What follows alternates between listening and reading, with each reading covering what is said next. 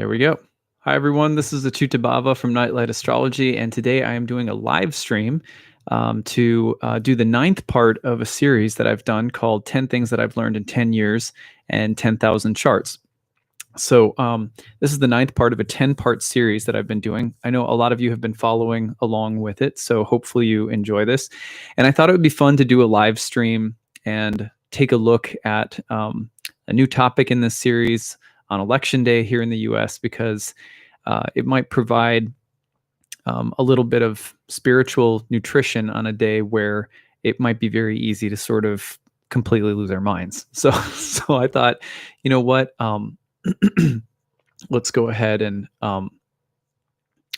talk about something that might feed the soul a little bit on a day like today. So what I'm going to do today is present the ninth part in this series, and just a little overview in case you haven't looked at any of the previous talks in this series.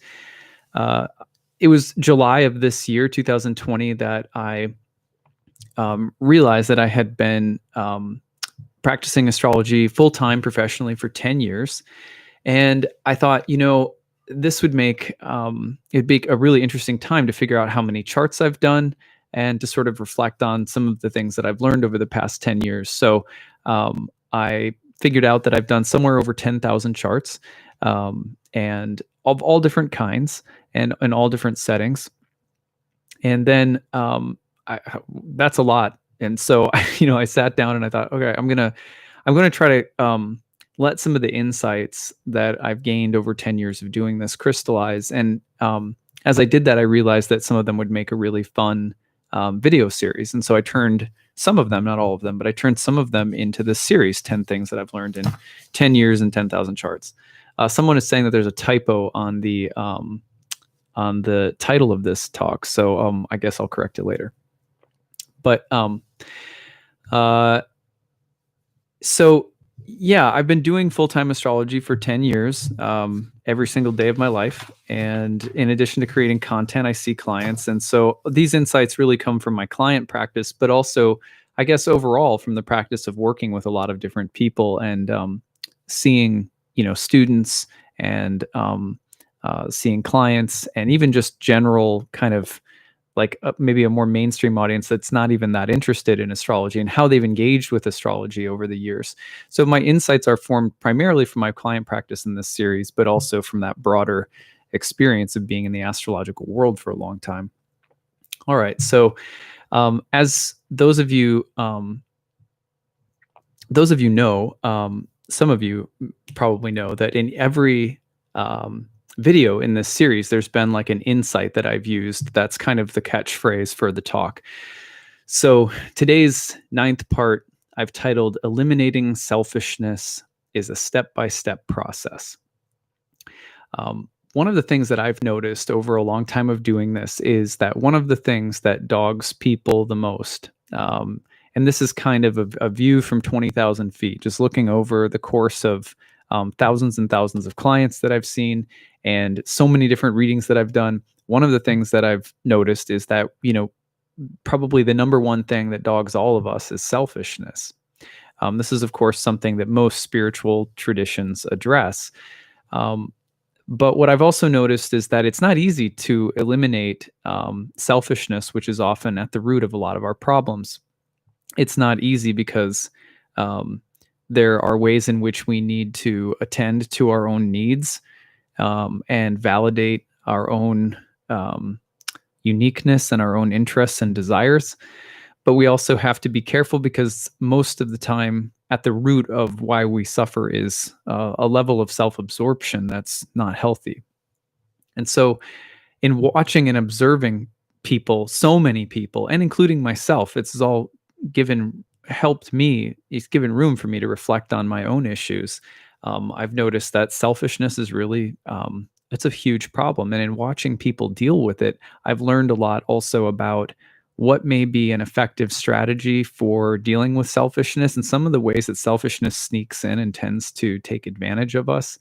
And so some of these insights today are about how we can eliminate selfishness, but also how to notice when selfishness is creeping in and dragging us back into things that are really going to be like unhealthy or destructive. So, one of the things that is important to understand about selfishness, and this, of course, is rooted in observations that ancient mystics made. So these are certainly not things that I've just come up with, right?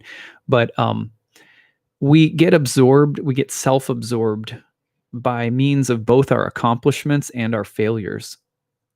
So there's a way in which sometimes people will think of selfishness as something that only happens if we are self-absorbed with ourself in a negative way, like I'm so great or I'm so awesome or poor me or something like that. But selfishness, the far more pervasive, subtle, and destructive form of selfishness is the one that exists in relation to the everyday, very everyday and mundane level of ups and downs that we experience. For example, every day we will get really self-absorption happens by virtue of being completely absorbed in what will happen and whether it will be pleasing to me or not. Will this go well? Will this particular outcome occur? And will that make me happy or not? And a lot of the times these outcomes they might be as simple as, you know, getting to, I don't know, your sports team winning, after you're done with work in the evening and you watch your sports team or something and you say, oh, it's like if they win, then I'll be happy. And if they don't, then I'll be upset. But there's lots of other mundane things that occur, right? Like our kids and what's happening in their lives, or anything that's happening around us, that every day we will get absorbed into the things happening around us and think that these things all reflect upon me, or they all have a bearing on me and whether or not I'm happy or upset or whatever. And so when we relate to the world in terms of how everything that's happening around us impacts us and our state or our mood or our happiness, it's a very subtle level of self-absorption. And that's the one that we're all dealing with all the time. It's most pervasive. So you kind of start from the bottom. And when people hear this right away, they'll get this feeling of like, well, what am I supposed to do? Be dissociated from the world? And the brief answer to that is no, right? We don't want to be dissociated from the world, but there's a shift of consciousness that has to take place so that we are relating to all of the changing circumstances around us without self-interest as the bottom line. And we'll talk about how we flip or change that form of consciousness in a little bit. But the other thing, of course, that we get self-absorbed into is not only when things go the way that we want them to, or that they don't go how we want them to. I mean, it's easy to be upset or disappointed, or to allow ourselves to feel really thrown off by things when they don't go our way, when they don't go the way in which we hope or desire them to go. Like, obviously, that's really gonna kind of throw us off and make us feel really disappointed. But it's also our accomplishments. An accomplishment is a dangerous drug. When something goes our way, when it happens in just the way we wanted to, and we feel so satisfied by it, when we get attached, in other words, to either the good or the bad, it really we end up receiving the same result at some point, which is that by virtue of being self-absorbed in either the good times or the bad times, it becomes very, very difficult to get out of our self-absorption to experience any kind of lasting happiness. Instead, we become a victim to the forces of material nature and the fluctuations of karma in the world all around us.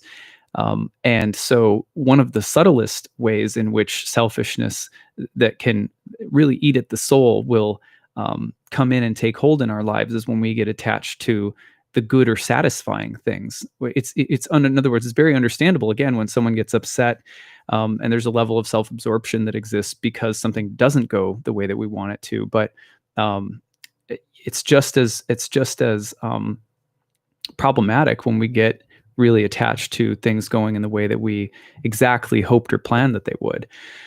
So we can get absorbed by both our happiness and our suffering as well. It's very easy to get absorbed by our suffering. Again, similar idea.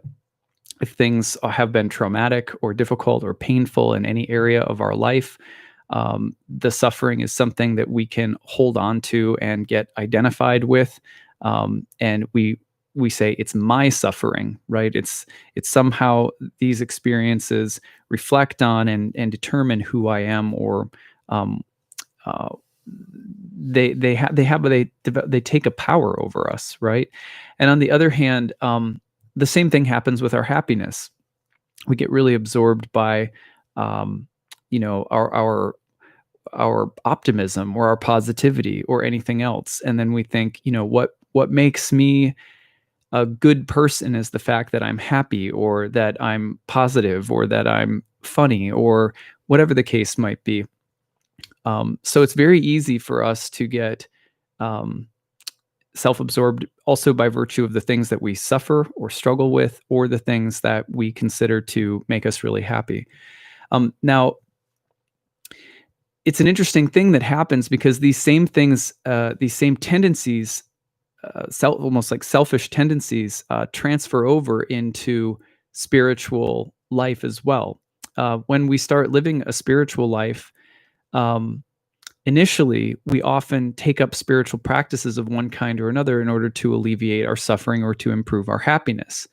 So, for example, owning a yoga studio for 10 years, I see people would come in all the time and say, I'm practicing this yoga, or I'm going to meditate or whatever because I need to get happier, or I need to heal the suffering, or I need to deal with the wounds. And so there's a way in which even initially spiritual life can be something that we're using to serve ourselves with. And this can also be really problematic. I can't tell you, over 10 years, how many clients I've seen who come in and either they're really anxious or concerned about the literal good or bad things that are happening in their life, or even if they've taken to spiritual life, there will still be this tendency to say, I practice spiritual life in order to make myself feel happy, or in order to heal the bad things that have happened to me. But me, and I is still at the center. And this is problematic. So it's very easy to frame our spirituality in terms of me, my, and I, me, my, and mine too. So from the standpoint of ancient astrology, there's two ways of thinking about who we actually are that can really help us flip the script on the selfish programming that we tend to run. Um, from the ancient standpoint, and we're talking about a variety of different schools, and I'm sort of summarizing them in what they have in common in my own words, and that's that our true position, our true ontological position, meaning who we actually are, is servants or lovers. Two different ways of thinking about the same thing. That who we are, in other words, is an instrument in the hand of the universe, or the hands of the divine, or that we are meant to love and serve others, and we are meant to love and serve divinity. Love and serve doesn't mean subservient or servile, or um, some kind of diminished position within a hierarchy.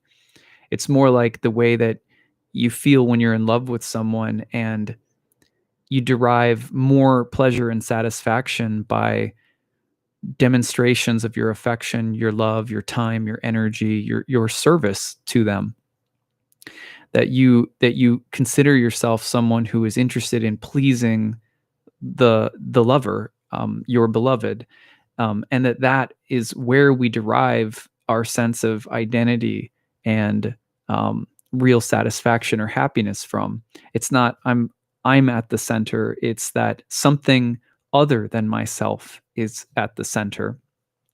And obviously, there are ways in which putting someone or something else in this world at the center can be self serving. It can sneak back in, right? There's lots of people who will put a lover at the center of their lives and by thinking, well, I'm going to serve someone else and pour all of my heart and my soul into that person, then I'll feel loved, or then I'll get some sense of value back, you know. But that's not what we're talking about in a spiritual or theological sense. What we're talking about is this feeling that I don't exist apart from the divine whole, and my real purpose is to um, serve the goal of love in creation, and that I'm here to serve the loving source from which I come, and that service, when it starts to preoccupy me, like a lover, I start thinking, how do I how do I please? How do I serve? How do I help? And it's all geared towards something other than ourselves. So that's our place from the standpoint of these different ancient wisdom traditions. And we can't. It's really really hard, as long as we frame our personal happiness or even our spiritual happiness in terms of what am I getting out of it. It's like a mire that we get stuck in, and it's really really hard to get out of. And I'm going to explain in a little bit. I actually outlined all of these steps and gradations of selfishness that we can see, and how they sneak into our lives. um, I want to read you guys a poem in the meantime called Love Dogs by Rumi. This poem really illustrates the idea that what makes us happy is our sense of being a lover to someone or something bigger than ourselves. You call it God or the divine or the universe or source. Anyway, so this is called Love Dogs. One night a man was crying, Allah, Allah. His lips grew sweet with praising until a cynic said, so, I've heard you calling out, but have you ever gotten any response? The man had no answer to that. He quit praying and fell into a confused sleep. He dreamed he saw Kadir, the guide of souls, in a thick green foliage. Why did you stop praising? Because I never heard anything back. This longing you express is the return message. The grief you cry out from draws you toward union. Your pure sadness that wants to help is the secret cup. Listen to the moan of a dog for its master. That whining is the connection. There are love dogs no one knows the name of. Give your life to be one of them. I love that poem because one of the things that it gets at is that we actually find such deep, deep satisfaction in our longing to please and serve and be connected with God, with our soul, with the soul of our soul, with our source, with the beloved. And when we see that in other people and in the world, that's at the essence of every person, then our sense of happiness and joy is derived from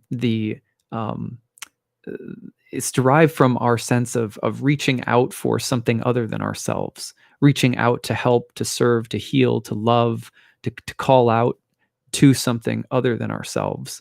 And that's actually the balm. That's the remedy. And yes, it tends to in doing that, we tend to obscure our own ego.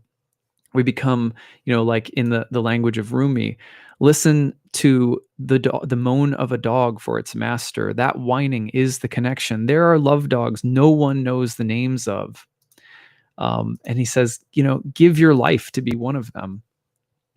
So I could use this as a kind of like maybe an analogy. I think that if you've ever seen someone who has given a huge amount of their life, their time, their energy to something other than themselves, a cause, a craft, a pastime, a hobby, a skill, an art form, a sport, dance, whatever it might be, that what's really, really admirable about that person is not so much what they've done or what they've accomplished, but how deeply they've loved what they've done. And that's what we admire so much, is meeting people in our lives who love so deeply something that they do, something that they love, something that they serve, something that moves them and inspires them, that takes them outside of themselves, and they just commit and give themselves fully to it. Um, I remember I've said this before, but we were looking for, when we were kind of looking around to figure out what dog might be best for our family. I was reading about dogs and how there are some dogs that have been bred to do work. There's like work types of dog. There's types of dogs that like to work. And the truth is that we're like love dogs that like to work for things that we love. We're not really that happy when it comes down to, we're not very happy actually when our lives revolve around whether I'm happy or not happy, whether I'm healed or not healed, whether I'm good or not good, whether I'm spiritual or not spiritual. The more that it comes back to ourselves, even in the spiritual world or the material world, we're just not that happy. But as soon as we find something that we love that's bigger than ourselves, that's other than ourselves, that could exist in the world or that is transcendental to this world, but it's something other, and we serve and we love it, and we don't need anything for ourselves. We don't demand anything from ourselves for doing it. The joy is in the doing of it. Um, that seems to be the secret to happiness, to real lasting happiness, to real love, to real connection. And that's what I've seen over 10 years of doing this, is that the people, we're all working on selfishness, that selfishness is often a huge part of spiritual life, even as much, if not more, than sometimes in people who are just absorbed in gross material things. Because sometimes it's more subtle and pervasive, and people get even more arrogant, like when, well, I'm doing spiritual things, so that makes me even better than everyone else. But if the spiritual things we're doing are still bottom line about trying to make me happier or make me more healed or make me more wise or make me, it doesn't do it. We keep getting where it's like a hamster wheel. You just keep going around. People are trying to heal themselves endlessly, improve their faults or flaws endlessly, get calmer, more peaceful, happier, more content endlessly, because it's a bottomless hole. The soul doesn't find itself in some kind of uh, isolated pursuit of perfection. It finds itself in the perfection of loving others, in the perfection of loving creation, and in the perfection of serving something other and outside of itself, something bigger. We can see intimations of that in the world, again, because who are the people that often appeal to us the most? They're the people who really, really love things that they do. And it's contagious. It makes us want to really care and love about something that we do. So you can even see it like that all the time. So the enemy of servanthood, of being a lover, is selfishness. That's the basic insight that I've seen over 10 years of doing this in myself too, right? Because astrology is such a mirror for the astrologer as well. Now, at this point, people will often bring up this idea, which is that being a servant means to willfully neglect ourselves, our bodies, our health, our mind, our needs, our problems. And that's actually not true. So, certainly, sometimes people will get this sense of, in order to serve, I have to neglect myself or be hard on myself. But you see how that still comes back to me? When we're saying serve, we're saying you serve people. The only real way to serve people is not out of duty, not out of some sense of having to, I'm doing this because I'm chastising myself, or I'm putting myself second and I'm putting you first. I am putting myself down and you up. No, because that would mean that putting someone else first is being done specifically in order to put ourselves second. And when it's done with that kind of mindset, it's still selfish.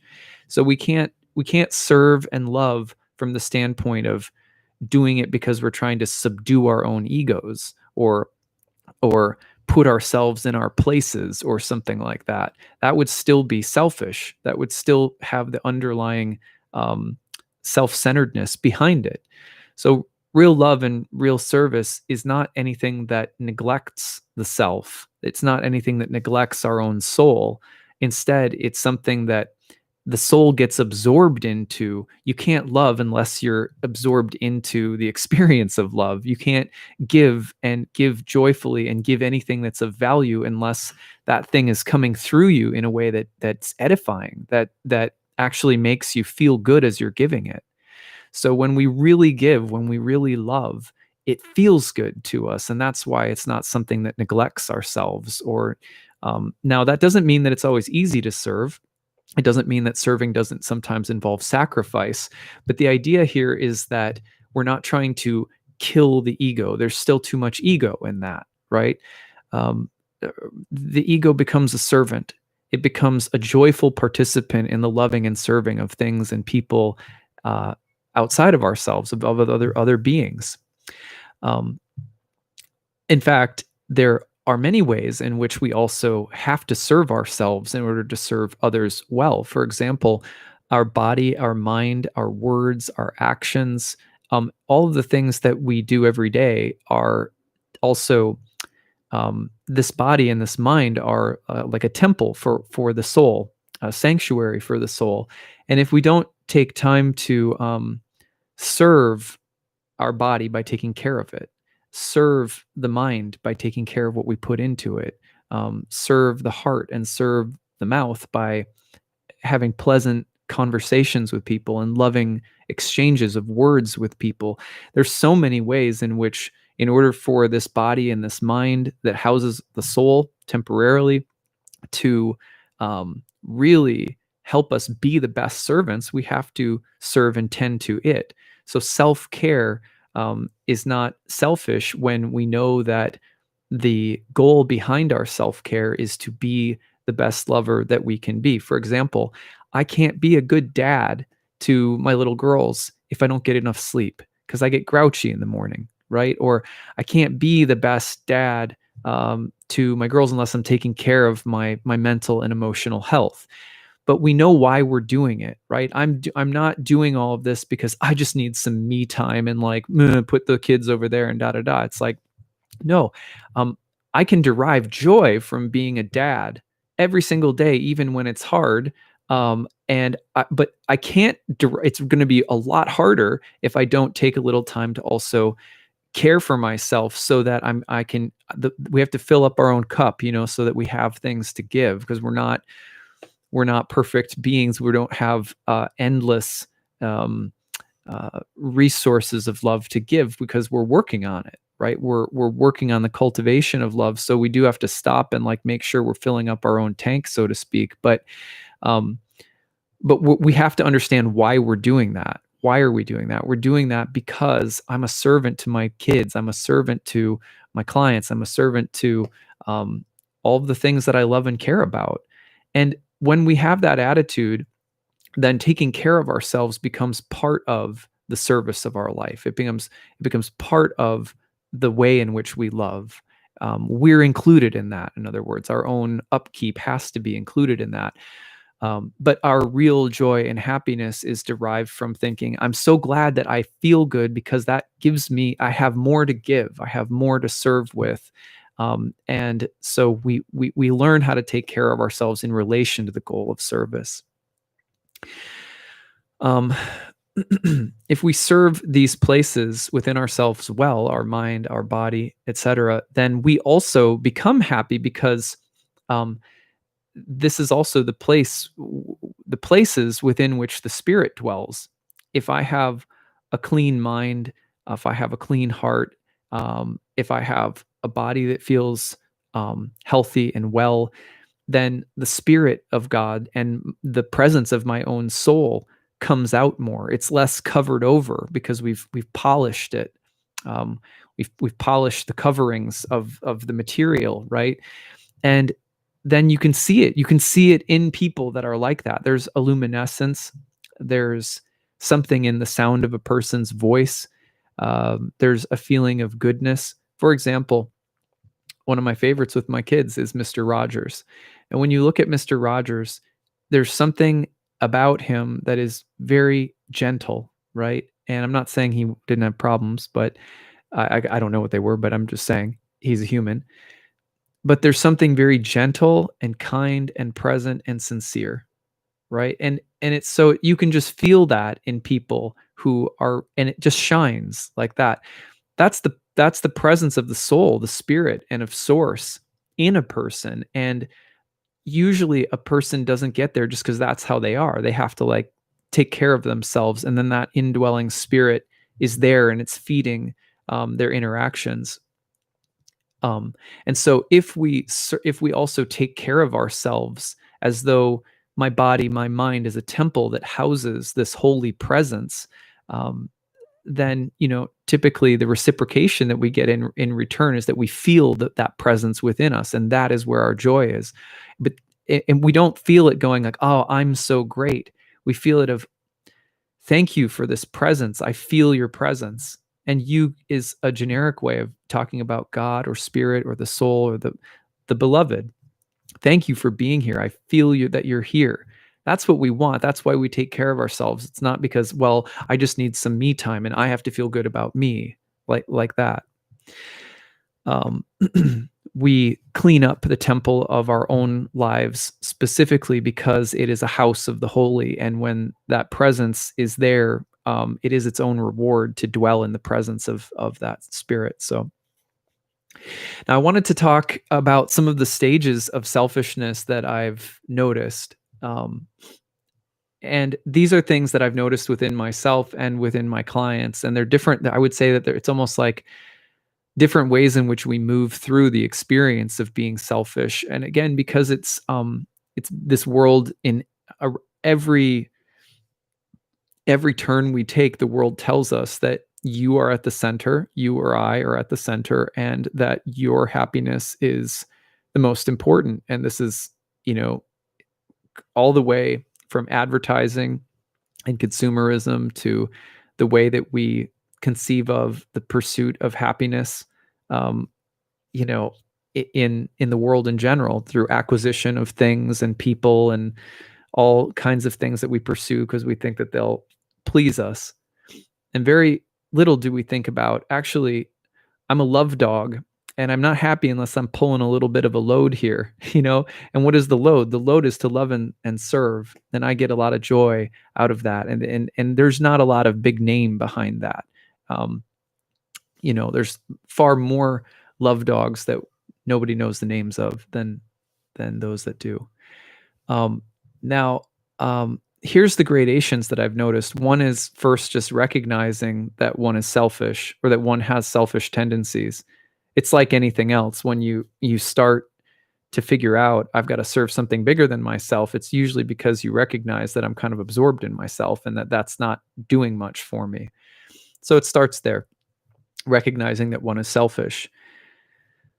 The next thing that comes is that we tend to talk about the struggle with selfishness in a selfish manner. So, for example, one of the things that I've observed in social media over the years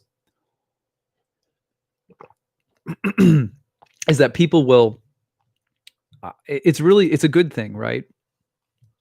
People will move from maybe being really self-absorbed to having some kind of spiritual transformation experience. And then they might become really self-absorbed about their selfishness by writing a lot of confessional posts. Oh, I was going through this, but I've been doing so much healing and I'm getting so much better. And so there's still like a way in which our selfishness will be on display in terms of the pride we take in addressing our selfishness. And I'm not saying that that's a bad thing. I'm just talking about like gradations that seem to exist when we start dealing with selfishness. I'm selfish, and then I become aware of my selfishness and sort of selfishly struggling with my selfishness, right? That's like, and I think it's really human. I'm not at all trying to, it's just human. Like we all do it. And then we start taking some degree of pride and becoming less selfish, right? And then the next thing that happens, these are not in any particular order, but we will start to become annoyed by people who are selfish. That person is so selfish, right? And it annoys us and it irritates us. And usually that's happening at the same time that we are kind of becoming more aware of, right, our own selfishness and trying to address it, we start having a heightened sensitivity to other people who are selfish and unaware of it. And then we take some degree of pride in being able to recognize it and point it out. Um, and these are all, of course, underlying. You can see how the selfishness is still there as a baseline, right? And I see this in myself still today. It's not like I'm over this or something, but then you talk. What happens is something starts to occur where you start to recognize that talking about your own faults all the time, even if you're trying to fix them, talking about them all the time doesn't feel good. You start to recognize, like, oh, yeah, selfishness doesn't feel good. And I don't like the way the world sort of mirrors back to me when I'm talking about selfishness, even if it's in a sort of heroic overcoming sense. I still still doesn't feel good. So you start noticing that maybe you don't want to talk as much about your own faults. And maybe you also start to recognize that it doesn't even feel good to talk about other people's selfishness, that there's just starts to be a way in which any talk about the self, the self focus, whether you see it in others or you see it in yourself and you want to address it or you want to fix it or you're judging it, all of it starts to become less appealing, just generally. Um, as we go along, there's a stage I've noticed as well that happens when we start to feel internally embarrassed about our own selfishness. We become more aware of it on an internal level, and then we have to start dealing with almost like a feeling of embarrassment about it. And the embarrassment is healing, but also it's very tempting to stay in that stage and to start trying to do good things or to try to act um, to compensate for that embarrassment by doing things. So we feel embarrassed and we try to compensate for it by doing things. For example, when I was a kid, there was this kid I knew that went to my church whose parents got divorced, and his dad had been a really, really selfish human being. I happened to know the story because he was my friend, and he, as a way of trying to compensate for that selfishness and the inner embarrassment that he felt, would like buy my friend a lot of things. He would buy him lots of things. And in that way, he was trying to address the inner shame or guilt or embarrassment of having done something really, really selfish. But he was doing it in a way that was still trying to bring the attention back to himself. Look at what a great dad I am. I've got you these things, right? So sometimes there's this way where we start to compensate for an inner feeling of being really self-centered by trying to do things externally that kind of like a karma yoga, like good, nice thing to do, but where's the intention coming from? If it's coming from this feeling of embarrassment and shame and self-focus and wanting to like correct that, then it's still really about us. It's a very subtle thing that I've noticed that I deal with, that and I can even see it in my in my daughters. I was just thinking about this yesterday. I took I stole one of my stole one of my daughter's pieces of Halloween candy, uh, and she saw me eating it, and she looked at me, and she just turned into like the devil. She was just like, and she was like, her fist was shaking. She was like, "You don't take my candy," and I was like, "Oh, I'm really sorry." And she was like, "That is not good." And she was like, "You're a bad daddy," and she got really pissed off. And I came out and I said I was sorry. I'm like, "I'm sorry, Gigi. I just want, I just was stealing one of your candies because they looked really good. I'm sorry. I shouldn't have. I should have asked you if I could have had one." And and um she was not having it. She's like done and just really, really mad. And so I was like, "Oh, I'm really sorry, Gigi." And I walked away. And then she came back over, really, really sweet. She came back over, and she gave me like a little hug in the kitchen, and she's like, It's okay, Daddy." And she was, but then it was really funny because she was being sweet, right? And she definitely felt bad for getting so pissed off at me. What was really funny was that she was like So I can still have candy, right? I can still have my candy. And I thought, why are you worried? Like, why would she be worried about that? And she was like, well, because I just got so mad at you, so you're not going to take away my candy, are you? So it was really just this funny moment where, she was coming over because she partly realized that she had like completely overreacted and been mean to me, especially when I was trying to apologize for taking her candy. But then she was also concerned that because she had like really overreacted, that she would get her candy taken away from her. So kids are like this and adults are like this too. In some ways, we never really grow out of it, right? There's a way in which, when we feel bad about something inside, a lot of the times, it's a behavior that doesn't have as much to do with the other person, but has more to do with how we feel about ourselves and what kinds of rewards or punishments we think might be given to us, by the universe or by others, by virtue of the good or bad that we're the good or bad way in which we're acting or behaving. And the internal embarrassment with selfishness is, sometimes like that. It's something that has to be overcome but when we feel embarrassed about our own selfishness, that we recognize it, and um, that we are not tempted by the desire to immediately do something to compensate for it, to make ourselves feel better. It's almost always better, if we're feeling embarrassed by our own behavior, to sit, think about it, think about the other person that might have been affected, or think about how our selfishness may have impacted others, or whatever the case might be. And then think about what we can really genuinely do from the heart to, make up for it, or to change something. And people can feel the difference in intention. Anyway, so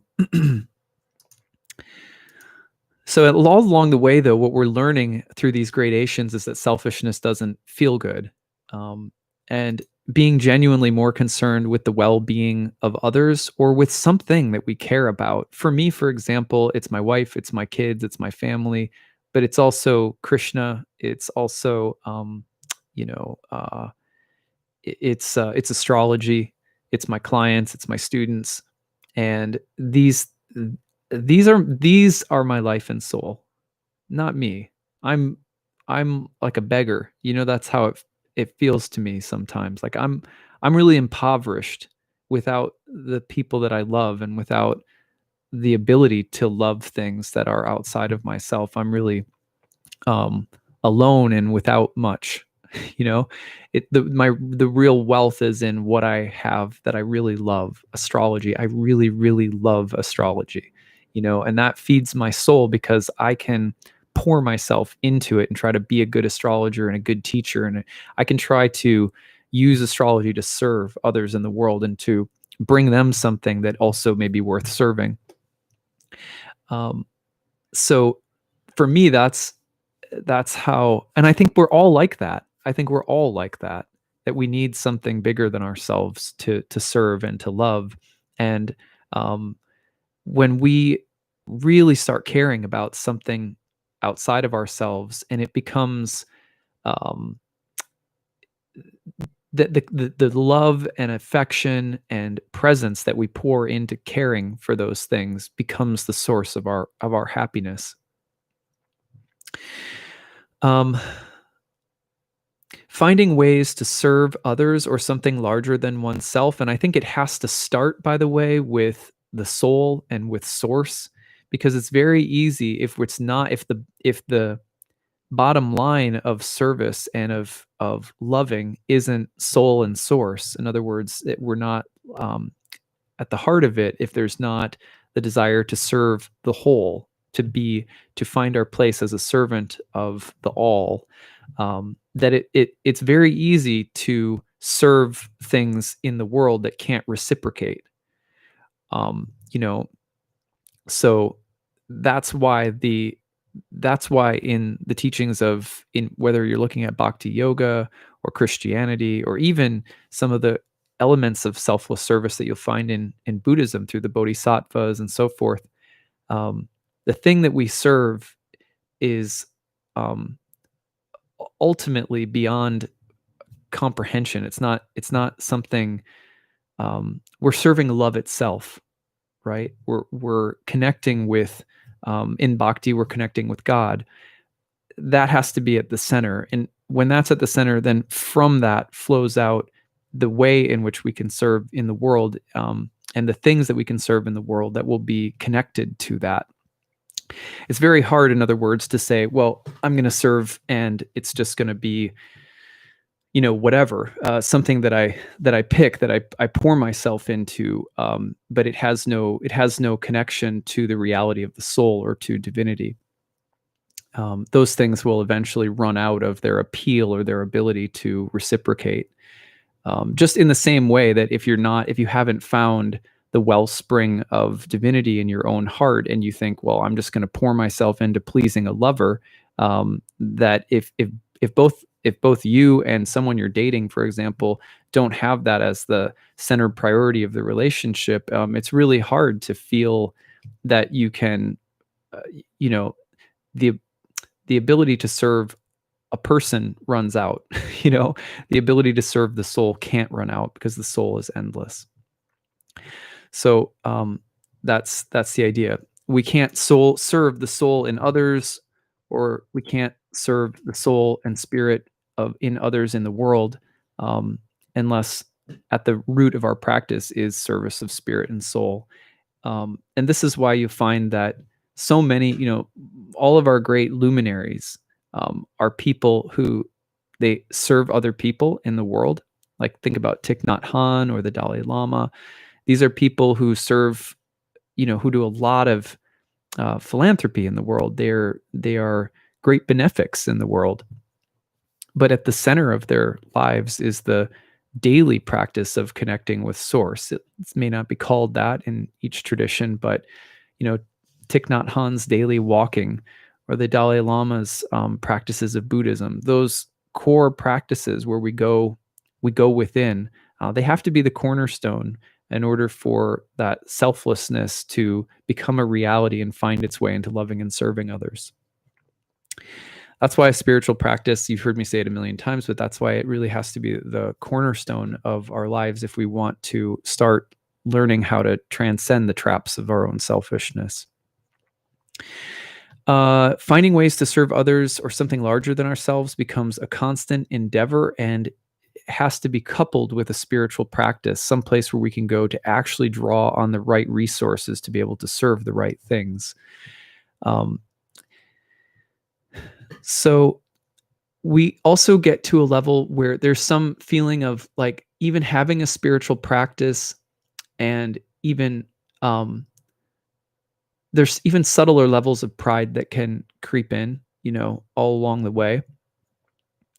Taking pride or feeling good, like, oh, I'm such a good servant, or, oh, I really care about these things, or, oh, I really love these things, or, oh, I really love, I'm so great because I'm so passionate about things. Even if that is true, there's these very subtle levels. I notice this within myself a lot, because I think, one of the things I pride myself on is like, oh, how much I love astrology, or how much I love bhakti yoga, or whatever the case might be. But if I catch myself feeling that way, kind of prideful about the things that I love, I notice that there's a spirit of jealousy that can accompany that, or a spirit of comparison. So the pride, even as we're growing spiritually and we're noticing real advancement spiritually, so to speak, pride can keep sneaking back in. So at any rate, that's about all I have to say. I wanted to say that the last thing I guess I'll add is that serving something other than ourselves is it's a lifelong process and a lifelong work. And I don't think it happens in a really healthy way until we've cultivated a spiritual practice every day, where we have to go inward and serve the indwelling spirit soul. That's a really important one. That takes a kind of commitment, and the commitment to serving and creating an inner life is sometimes an austerity. Like, it doesn't always feel good, and you have to have a kind of discipline and perseverance, and you have to do it even when you don't want to do it.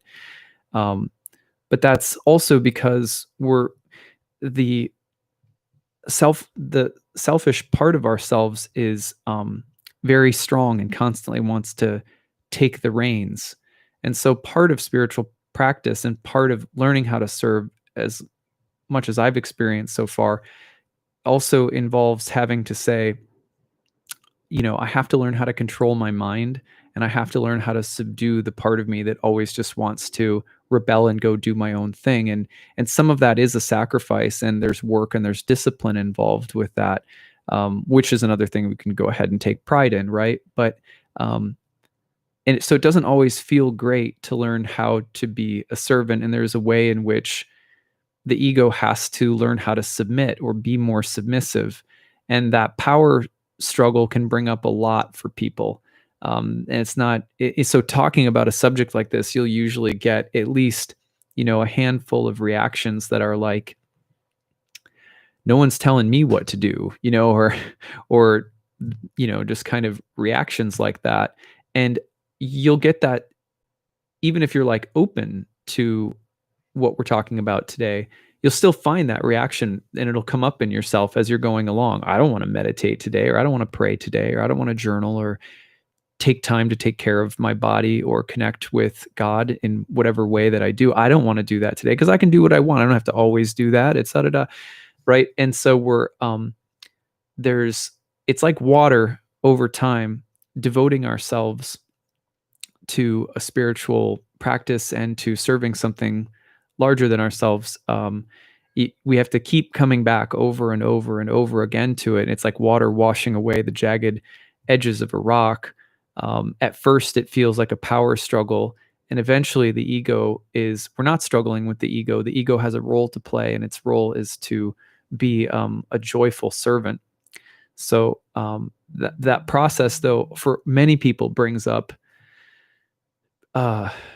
it's very triggery for people because of how we're taught to see and understand our autonomy, our agency, our will, our power, our pride, our happiness. It brings up a lot. And it tends to bring up power relationships because the soul is learning, the ego is learning to serve the soul. The lifetime, the body, the karma is all starting to come into service to the soul and to source. And that is something that requires relational intelligence, because the soul has to relate to the body, to the lifetime, to the people around us. And it's a relational process, in other words. And so power and how power differentials exist within relationships is a part of figuring out how to be a servant.